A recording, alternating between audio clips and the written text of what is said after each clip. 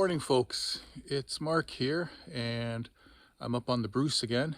It's October 21st, and it's been a couple months since I've made a video, but we've been pretty busy at home and managed to fit in some family holidays. So as you can see here now, we're well into fall, maybe later fall. There's actually a little bit of snow here and there on the ground from snow that we had a couple days ago. But boy, have we had rain up here apparently. And these two buckets here, these two plastic Home Depot buckets, they were empty when we left last time. And boy, that first one is just about full. I'm thinking that the rain must have been coming in from the north to fill that first one up like the way it did. But yeah, I'm up here for a few days anyway. Gonna split some wood. Brought the Splitfire splitter and the four-wheeler, and gonna get a bunch of wood split up and so it can dry over the winter. Family's coming up tomorrow, a few more days up here. Gonna stay the weekend, staying at the Princess Hotel in Tobermory, and it's supposed to be beautiful. We're supposed to be in the high teens, low 20s during the day, and 13, 14 at night, so it's not going to cool off too much at night. Hoping to see some sun. We definitely need some sun up here with all this rain we had.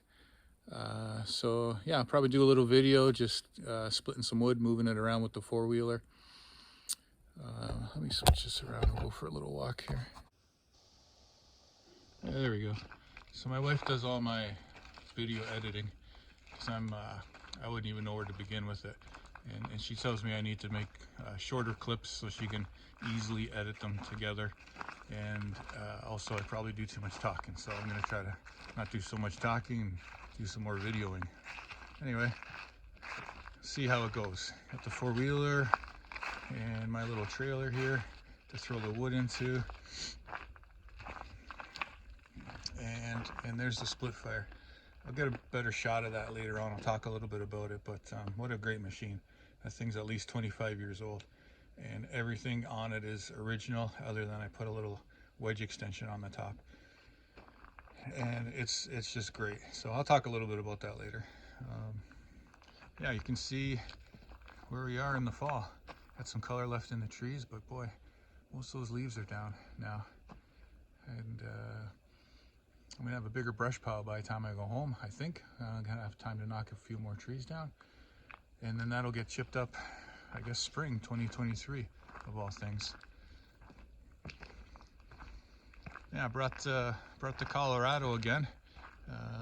This was probably the heaviest load it's ever pulled on that trailer. Between the four-wheeler and the splitter, I think the trailer weighs 1,200 pounds. The four-wheeler's 6 or 7. The splitter's got to be another 2 or 3. And I tell you, that truck pulled that thing like a dream. Brakes are great. The trailer tow mode on the truck, all the shift points on the transmission are where they should be. It doesn't work very hard. I think it locks out the top gear, so it's never really lugging down low. And yeah, I just walked up here, no problem with that. I left really early in the morning. Got here about 8:30 or so, and it's gonna be great. Get some splitting done. I love the fall weather, and hopefully once the family gets here, we'll be able to do some hiking, do a few other things while we're up here. Don't want to work just a whole weekend. Yeah, I brought some other gear, tree gear as usual. A couple saws. See if I can get some stuff knocked down if there's time. But definitely got a few piles of wood to get split up and stacked in my racks that I made over there. Yeah, still, if you've seen some of the other videos or you're interested in going back and looking at the timeline, we're basically clearing a space to build a house up here. So we're hoping to break ground in 2024. So definitely got a ways to go. I figure I'm about half done on the clearing for the first part of the house, stage 1.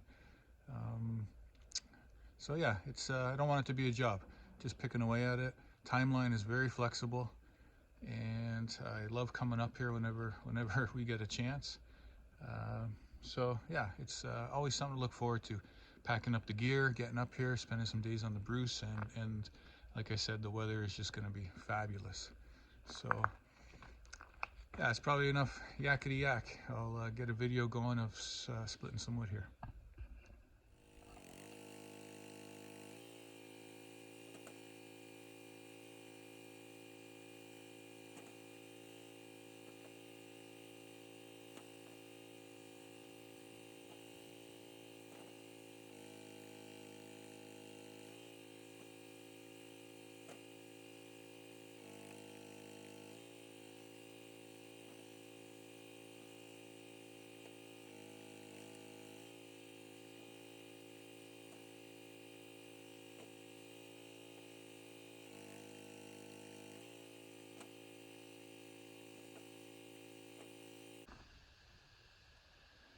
Okay, so there you go.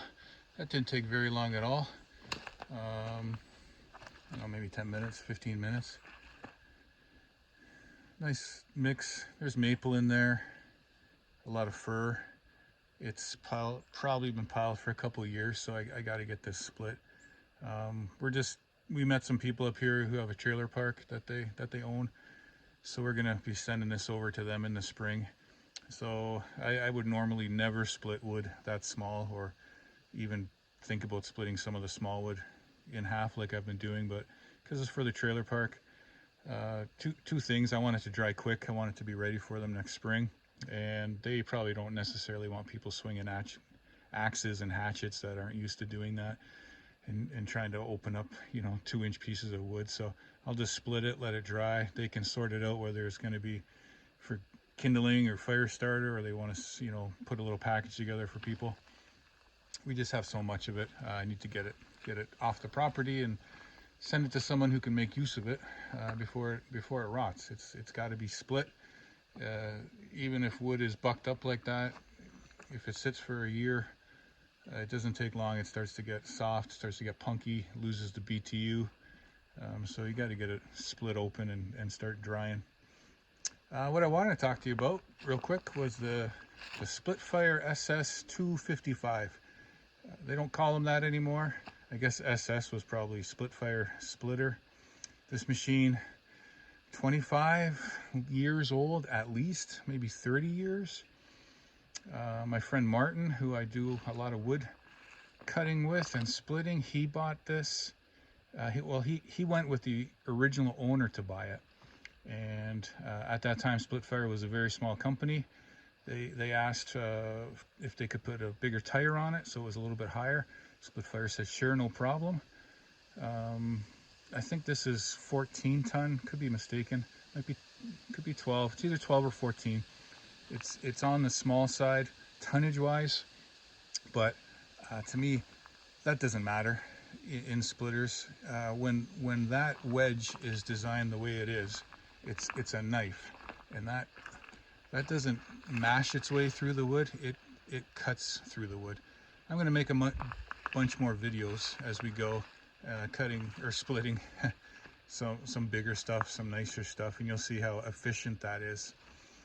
I added the piece on top. Splitfire sent me that when I told them the story about how we still have this machine and how great it's been running all these years. So they sent me that, and I've welded that on. So that just makes it easier to open up the bigger pieces. Just super efficient. No problem to split a face cord an hour when your wood's stacked up ready to go. The way that wedge moves back and forth on the beam, it's from one side you open it up, you put it on the other side, split it again, and then into the trailer. This is completely original. Made a couple modifications. I put a hitch on it that allows us to, when we tow it around, we keep the leg down so I can lift it up so that the leg's not dragging on the ground. We move this around with a couple different vehicles. John Deere Gator, my 4-wheeler, had a Kubota utility side-by-side, so having that adjustable like that is useful for us. And just some rebar for a handle there to grab onto. This machine is a piece of cake to move around. It's so well balanced. The weight of the beam out front, but then you got the motor in the back, and it's a piece of cake to move around. That's the original Honda motor. I think we've replaced the pull start mechanism and housing once on it. May have replaced the fuel tank. they get dinged up, you know, throwing bigger piece of wood over top of it. And yeah, that's about it. This thing is, if there's a piece of equipment that I could describe as bulletproof, this is bulletproof. It's we keep it in a garage. It's garage stored. But you know, other than the modifications, it has not given us one single ounce of trouble. Everything on that is original. When the original owner decided that he was going to sell it, Martin was super happy that he had a chance to purchase it. So he approached me and wanted to know if I wanted to go halves on it with them. So right away I said sure. That's a great opportunity. At the time I had a Wallenstein splitter, another Canadian company, good, really well-made equipment. The only difference with that, it was the two-way splitter, so you could use it in this position horizontal, or you could stand it up for the bigger rounds. That was my first splitter that I had purchased, and I don't know, I think I had it for a year or so, and it was fine, like a well-made piece of equipment. It had a Honda motor, a commercial motor as well, and I just found that I wasn't utilizing that option to stand it up to split the big pieces as much as I thought I would. And then because of the design of that, it adds a lot of weight, adds a lot of width to it. So yeah, this design is a little bit more slick for our needs. I have since found that if anything is too big to pretty easily lift onto that beam, I just quarter it with the saw. You know, I'll just you know, I always say a little bit of extra cutting makes a great day splitting, and then I'm not, you know, worrying about giving myself a hernia trying to lift those, you know, 60-80 pound pieces up onto the splitter. I'll just quarter it with the saw. There's nothing up here that I've cut that's that big that I've had to do that with. But I find, you know, the wedge that travels both ways, to me, is far superior than having a splitter that splits both ways. The Wallenstein, you know, great machine, but this is twice as fast. And like I said, this is only a 12 or 14 ton machine with a 5-horse Honda. To me, it's not about tonnage. I see a lot of machines that are advertised, and they're 20 ton and 27 ton and 30 ton, and they're gigantic, heavy beasts. This splits everything, and it's because of the way the wedge is designed. Those two kind of wings on either end of the wedge that are standing up, the way that they've got those figured out with the sharp edge that is facing forward, that grabs that wood. Nothing jumps out when it's being split. It holds it in place, and just traveling back and forth. There's no waiting for the wedge to return on the return stroke, waiting for that to get back to its position before you put another piece on. It's just back and forth all day long. So like I say, this thing is bulletproof. And I know in other videos I've talked about Splitfire and how, you know, well thought out and you know, industrial quality, commercial quality equipment that they build. All of their stuff is built for the rental industry, and there's probably no one that's harder on equipment than people who are just renting it for the weekend and trying to get as much done as possible, trying to hammer out cord after cord and splitting God knows what just to get rid of it.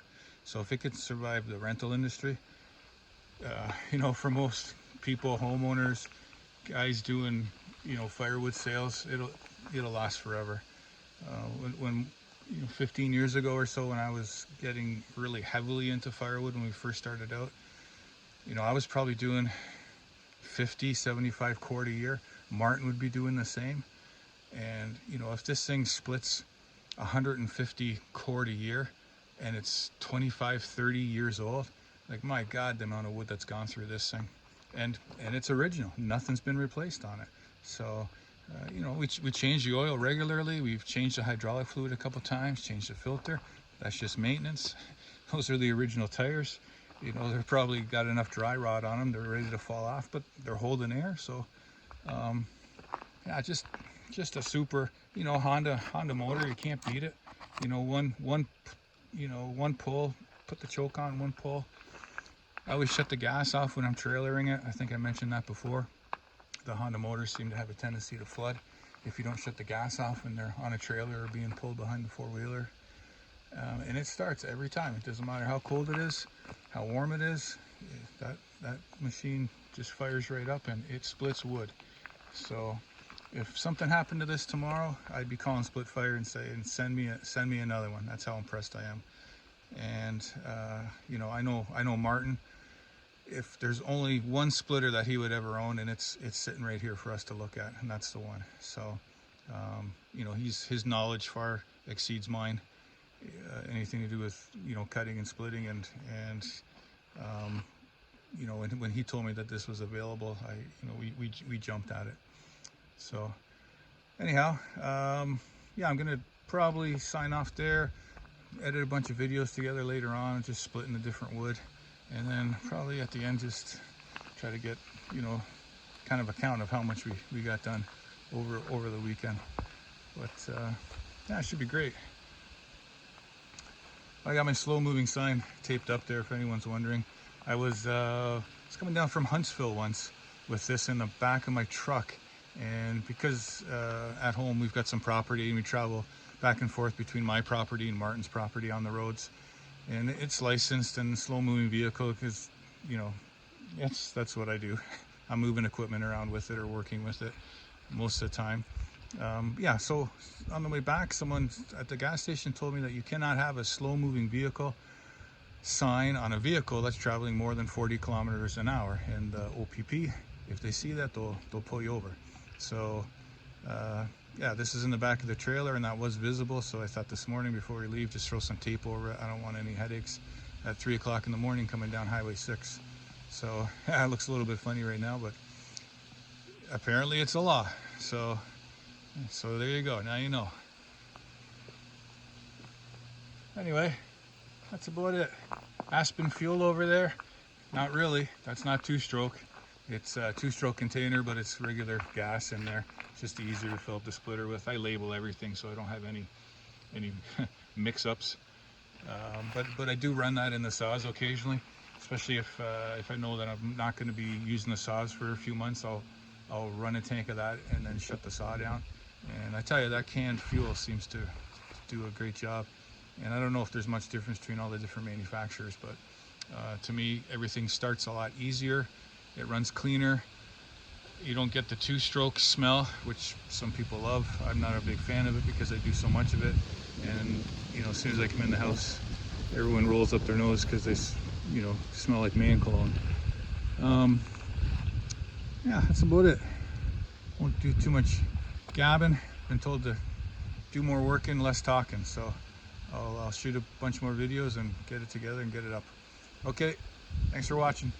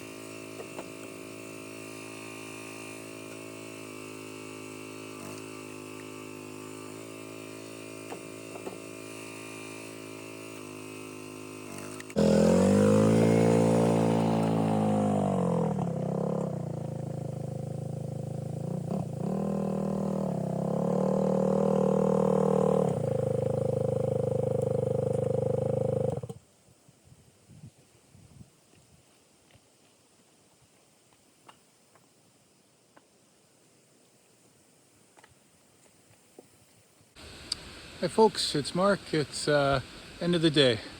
Up day one up here in October 21st, and made some pretty good progress today. Got a lot of splitting done, got a lot of piles cleaned up, wood moved around. So yeah, things are looking good. What was it to say?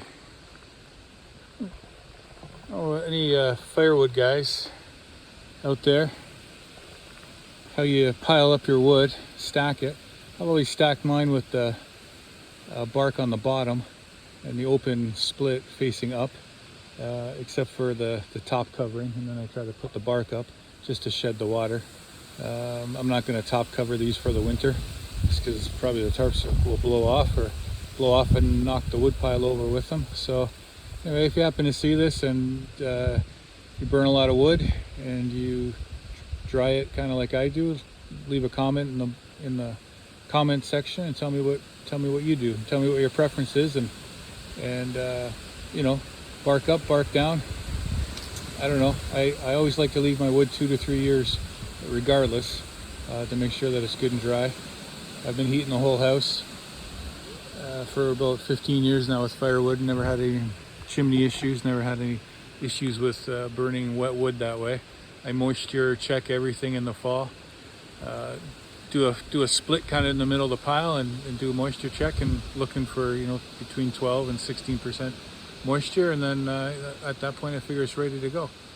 So yeah, that was a good day today. Managed to get in a couple of short rides out onto the property. Boy, it's wet back in there. Places I've never seen water, and there's standing water back in there now. But with all the rock up here, that should be gone in a day or so, and we'll be hiking around through there tomorrow. The family's coming up, so that'll be great. Yeah, thanks for watching, and try to get a couple more videos on tomorrow with see what we're up to.